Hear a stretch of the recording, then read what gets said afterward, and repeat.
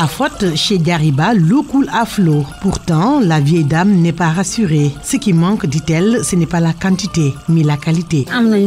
Nous avons suffisamment d'eau, mais vous voyez, elle est toute rouge. Parfois, nous sommes obligés de la filtrer. Sinon, nous allons boire que du fer. Après filtration, on remarque souvent qu'il reste des résidus au fond.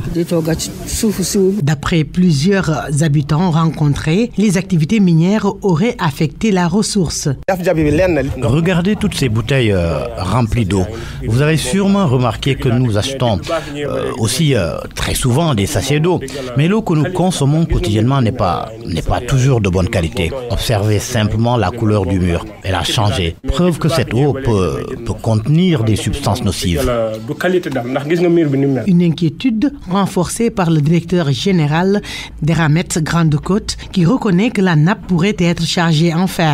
Frédéric Zanclan. Je précise juste que ce problème d'eau est relatif à la nappe parce qu'aujourd'hui, dans cette zone, dans la zone où on opère, la nappe phréatique est très chargée en fer. Donc, ce qui amène une turbidité de l'eau.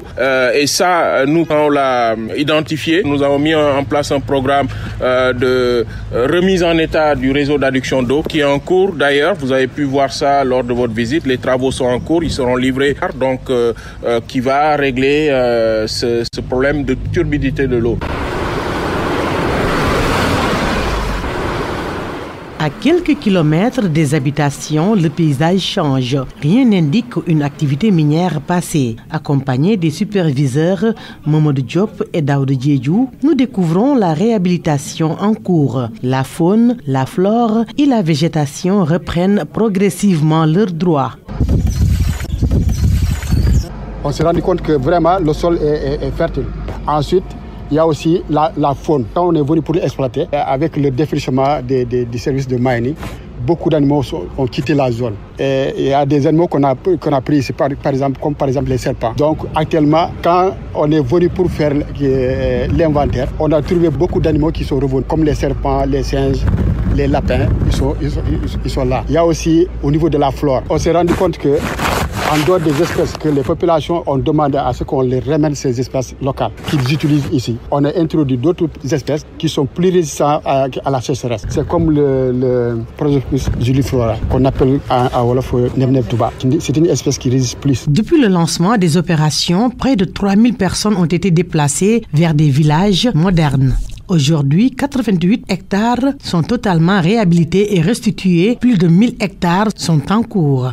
Grande Côte a aussi initié une feuille de route de restitution des terres exploitées à l'horizon 2022-2026. Donc, la réhabilitation progressive offre l'opportunité d'un transfert graduel de restitution. Donc aujourd'hui, plus de 2300 hectares ont été exploités avec par exemple une restitution de plus de 950 hectares qui sont exploités et réhabilités entre 2015 et 2018. Donc pour dire que ZCO est la première mine à avoir exploité et restitué au Sénégal. Donc c'est une chose à préciser. Il faut également préciser que aussi dans le plan de réhabilitation, il y a le processus de réhabilitation, donc qui est composé de plusieurs étapes. La présence des entreprises minières dans ces localités entraîne souvent des impacts environnementaux. Nous avons recueilli la réaction de Ndiaga Ndiaye, président d'un mouvement citoyen et leader communautaire engagé sur les questions liées à la gouvernance minière.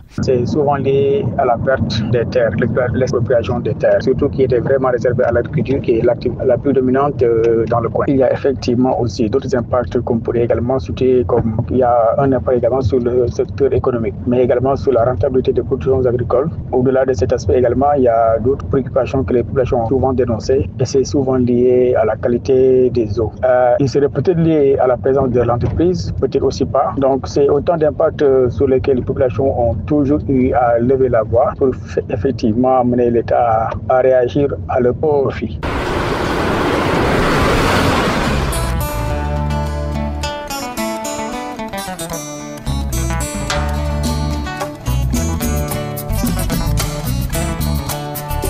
Nous voilà à Thiep, dans la région de Louga. Au milieu des dunes, une usine d'Eramet Grande Côte surgit du sable, telle une carcasse de navire échoué. Pour y accéder, il faut casquette, lunettes de protection et chaussures de sécurité et surtout accepter d'affronter des pistes sablonneuses à couper le souffle. Ici, les machines imposent leur cadence, près de 7000 tonnes de sable traitées chaque heure.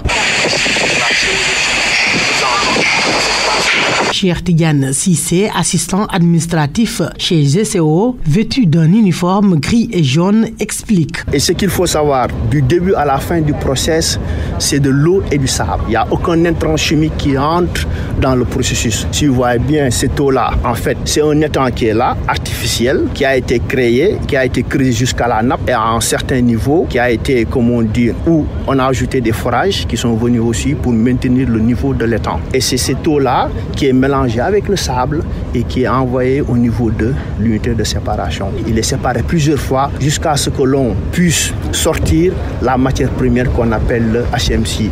Et ce n'est qu'à partir de ce minerai-là qu'on amène au niveau de l'autre département qu'on appelle le MSP, qui commence à faire réellement la séparation pour sortir les différents produits qu'on appelle du zircon, de l'ilmenite. Depuis son démarrage en 2010, GCO revendique 25 millions d'heures de travail sans incident majeur. Plus de 3000 personnes y travaillent, dont 98% de Sénégalais. Entre 2021 et 2024, l'entreprise a reversé 3098,1 milliards de francs CFA à l'État, soit près de 100 milliards par an. En termes de concentré, ce qu'on appelle le HMC, on vise une production cette année au-delà des 900 000 tonnes.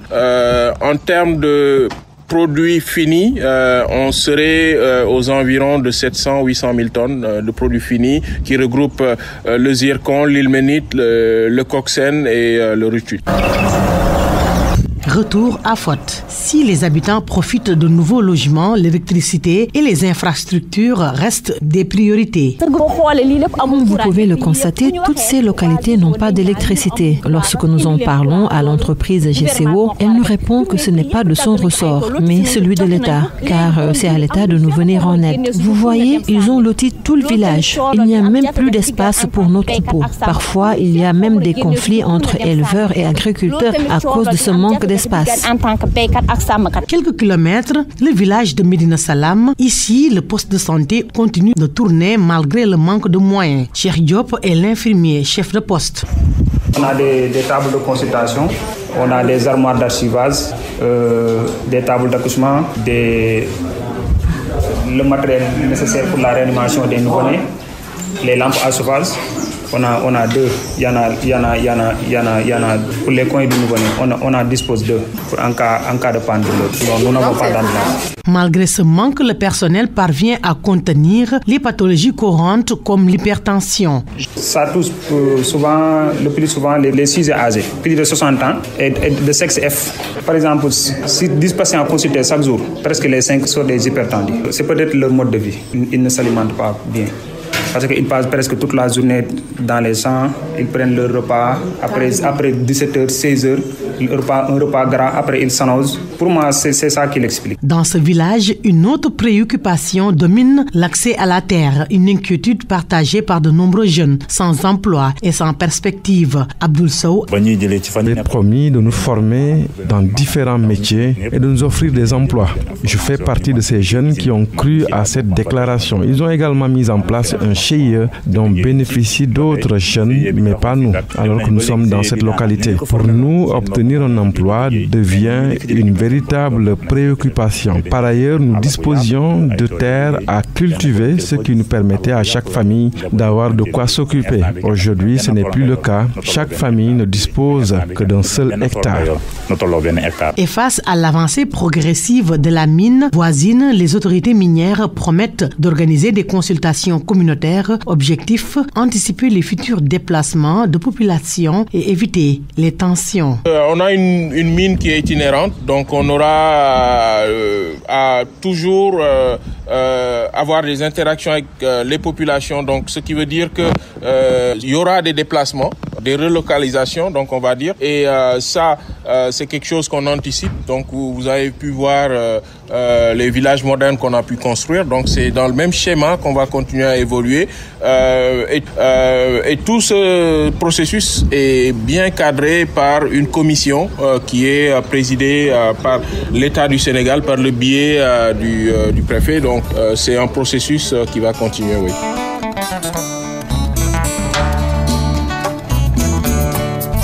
Alors que le Sénégal aspire à une gestion équitable et durable de ses ressources, l'expérience de GCO souligne un enjeu majeur. Dialogue, transparence et justice sociale et environnementale sont indispensables. Les populations locales expriment des attentes légitimes. Il revient aux autorités, entreprises et à la société civile d'imaginer un modèle extractif plus inclusif. Conformément à l'article 25 de la Constitution sénégalaise, les richesses du sous-sol doivent profiter aux populations vivant à la surface.